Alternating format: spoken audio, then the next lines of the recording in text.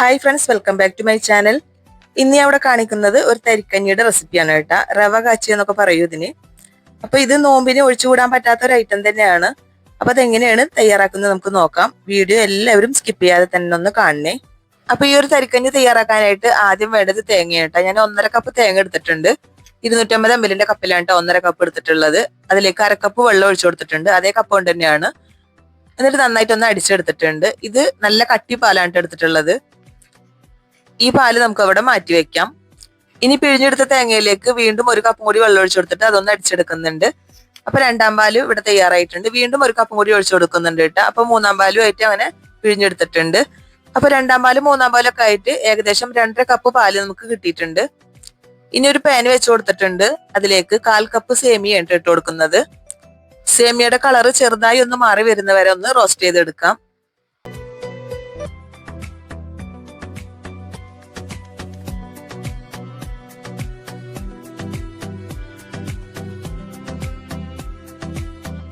ഇപ്പൊ ഒരു light brown colour ആയിട്ടുണ്ട്. ഇനി പാനിൽ നിന്ന് അത് മാറ്റി കൊടുക്കാം.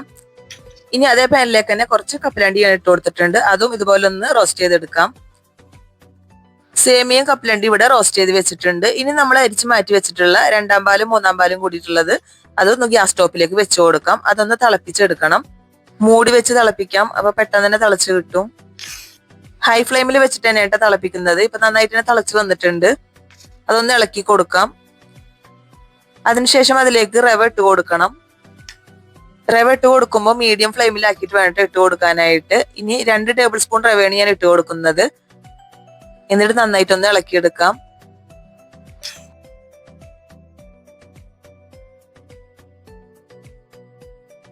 ഇനി അതിലേക്ക് വറുത്ത് വെച്ചിട്ടുള്ള സേമിയ ഇട്ട് കൊടുക്കാം. ഒപ്പം തന്നെ കപ്പലണ്ടിയും കൂടി ഇട്ട് കൊടുക്കാം. ഇനി സേമിയ റവ ഒന്ന് ചെറുതായിട്ടൊന്ന് വെന്ത് വരണം. നന്നായിട്ട് തന്നെ ഇളക്കി കൊടുക്കണം കേട്ടാ. ഇനി ഇതിലേക്ക് ആവശ്യമായിട്ടുള്ള പഞ്ചസാര ഇട്ട് കൊടുക്കാം. 1/4 കപ്പ് പഞ്ചസാരയാണ് ഞാൻ ഇട്ട് കൊടുക്കുന്നത്. കൂടുതൽ മധുരം ആവശ്യമുള്ളവർക്ക് 1 ടേബിൾ സ്പൂണും കൂടിയും കൂടുതൽ ഇട്ട് കൊടുക്കാം.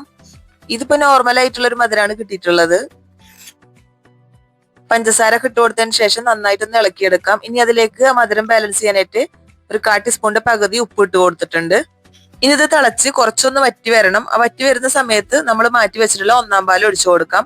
1 കപ്പ് 1ാം പാൽ ഉണ്ടായിരുന്നു കേട്ടാ. ഒഴിച്ചു കൊടുത്തതിന് ശേഷം നന്നായിട്ടൊന്ന് ഇളക്കി കൊടുക്കാം. ഇനി ഈ പാല് ഒന്ന് പതഞ്ഞു പൊന്തി വന്നാൽ മതി. തിളച്ച് മറിയരുത്. ഒന്ന് പതഞ്ഞു പൊന്തിയാൽ മതി. ആ ഒരു സമയത്ത് നമുക്ക് ഫ്ലെയിം ഓഫ് ചെയ്ത് കൊടുക്കാം. ഇപ്പൊ ഹൈ ഫ്ലെയിമിൽ വെച്ച് കൊടുത്തിട്ടുണ്ട്. നന്നായിട്ട് പതഞ്ഞു വന്നാലേ നമുക്ക് ഫ്ലെയിം ഓഫ് ചെയ്ത് കൊടുക്കാം. തിളച്ച് മറിയരുത്. അപ്പൊ നമുക്ക് പാല് പിരിഞ്ഞതുപോലെ ആവും. ടേസ്റ്റ് ഉണ്ടാവില്ല. ഇതുപോലെ പതഞ്ഞു വരുമ്പോൾ നമുക്ക് ഫ്ലെയിം ഓഫ് ചെയ്ത് കൊടുക്കാം. ഞാനിപ്പോ ഓഫ് ചെയ്ത് കൊടുത്തിട്ടുണ്ട് കേട്ടാ. ഇനി ഇതിലേക്കൊന്ന് താളിച്ചൊഴിക്കണം. ഇനി ഒരു പാൻ വെച്ച് കൊടുത്തിട്ടുണ്ട്. അത് ചൂടായി വന്നപ്പോ 2 ടീസ്പൂൺ വെളിച്ചെണ്ണ ഒഴിച്ചു കൊടുക്കാം. ആ വെളിച്ചെണ്ണ ഒന്ന് ചൂടായി വരുമ്പോൾ അതിലേക്ക് ചെറിയ ഉള്ളി അരിഞ്ഞു വെച്ചിട്ടുണ്ടായിരുന്നു. അതും കൂടി ഇട്ട് കൊടുക്കാം.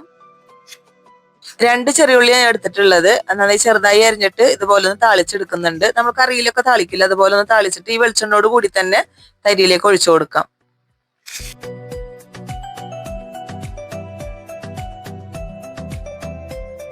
അപ്പൊ ഇഫ്താർ സ്പെഷ്യൽ ആയിട്ടുള്ള തരിക്കഞ്ഞി ഇവിടെ തയ്യാറായിട്ടുണ്ട്. ഞാൻ ചെയ്യുന്ന രീതിയാണ് ഇവിടെ കാണിച്ചിട്ടുള്ളത്. വളരെ ഈസി ആയിട്ട് തയ്യാറാക്കാൻ പറ്റിയ ഒരു തരിക്കഞ്ഞിയുടെ റെസിപ്പിയാണ്. തരിക്കഞ്ഞി അല്ലെങ്കിൽ റവ കാച്ചിയത് ഇത് തയ്യാറാക്കാനായിട്ട് എല്ലാവർക്കും അറിയാവുന്നത് തന്നെ ആവും. എല്ലാവരും ഒരുപോലെ ആയിരിക്കില്ല തയ്യാറാക്കുന്നത്. ഇതിപ്പോ ഞാൻ ചെയ്യുന്നത് ഇങ്ങനെയാണ്. പിന്നെ നമുക്ക് തേങ്ങാപ്പാലിന് പകരം പശുവും പാൽ ഒഴിച്ചിട്ടായാലും ഈ ഒരു തരിക്കഞ്ഞി തയ്യാറാക്കാവുന്നതാണ് കേട്ടാ. തേങ്ങാപ്പാലിലാവുമ്പോൾ ടേസ്റ്റ് ഒന്ന് വേറെയാണ്. അതുകൊണ്ടാണ് ഞാൻ തേങ്ങാപ്പാൽ തന്നെ എടുത്തത്. വളരെ ടേസ്റ്റി ആയിട്ടുള്ള ഒരു തരിക്കഞ്ഞിയുടെ റെസിപ്പിയാണ് കേട്ടത്. അങ്ങനെ ഇഫ്താർ സ്പെഷ്യൽ ആയിട്ടുള്ള ഈ ഒരു തരിക്കഞ്ഞിയുടെ റെസിപ്പി നിങ്ങൾക്ക് ഇഷ്ടമായെങ്കിൽ പ്ലീസ് ഒന്ന് ലൈക്ക് ചെയ്യണേ. പിന്നെ നിങ്ങളുടെ ഫ്രണ്ട്സിനും ഫാമിലിക്കും ഒന്ന് ഷെയർ ചെയ്ത് കൊടുക്കണം. നിങ്ങളുടെ അഭിപ്രായങ്ങൾ കമന്റ് ബോക്സിൽ അറിയിക്കണം. ഹൈപ്പ് ചെയ്യാൻ മറക്കരുത്. നല്ലൊരു വീഡിയോ ആയിട്ട് നമുക്ക് വീണ്ടും കാണാം. താങ്ക്